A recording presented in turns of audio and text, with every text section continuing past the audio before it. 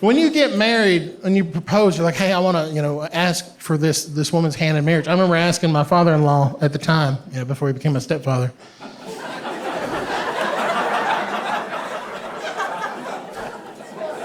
We've been married 24. We've only been siblings for 20. So we had 3.5 great years.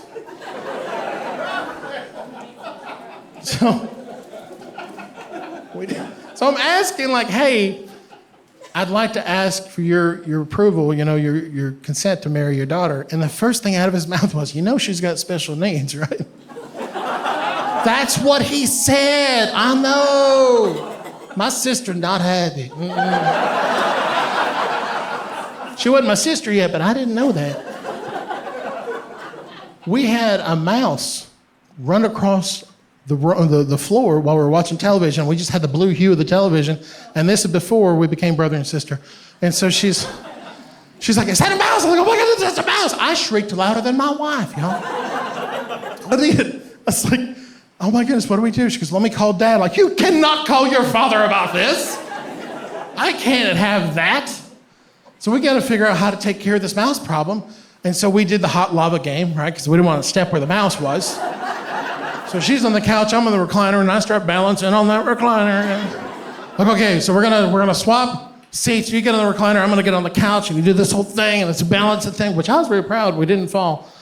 And she gets in the recliner, and I jump from the couch to the kitchen, just in case that little bitty mouse was anywhere near me. and she goes, what are you doing? I said, just watch for it. And I went under the couch, just see if it leaves the couch. And so I went to the kitchen and I grabbed a can of Raid, because that's all I could find. I don't know how to kill a mouse. That wasn't part of the deal. To be a homeowner, I just wanted to marry this woman, and all of a sudden all these other things happen. Okay, you got a house, you got to manage a house, all sorts of things. You got to be the man who kills rodents and everything else.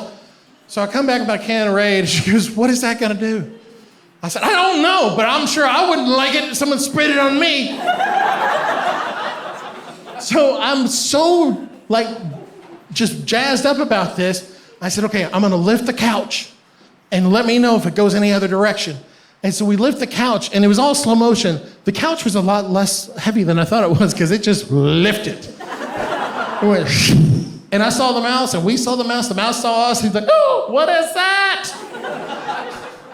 And the couch lands on the mouse, and all we see is mouse butt and its tail.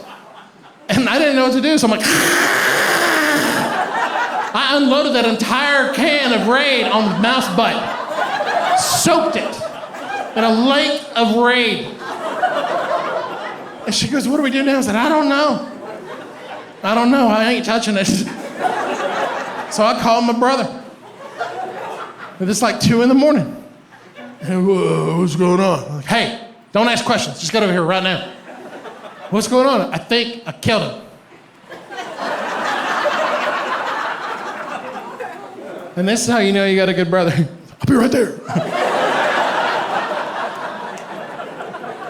He ends up going to the front door, and the couch is blocking the front door, and he's like tapping on the window, like, no, go around. He's dead there. He comes through the back door and he goes, what's going on? Who'd you kill? Like, him. I don't know his name. He's a squirrely little fella. The mouse? Yeah. You call me over here for a mouse? Well, yeah. Well, what am I supposed to do then? I don't know. Get it out of my house. So my brother goes over there and he picks it up, and sure enough, the whole top end of that mouse was completely flattened for the back of that couch. And he tries to put it on my trash can. No! You take that thing outside. Yeah, that's me. We had a dryer that wouldn't dry. And I don't know what to do. I learned that, maybe the dryer vent is packed full of lint. And we had this house, and it had a slab foundation where the idiots that built the house put the dryer vent through the PVC pipe through the slab and out the side of the house. And so I had to try to figure out how to clean it. And it was a pretty long distance. I didn't know what to do. But I had a gas blower, so hey, that'll probably help.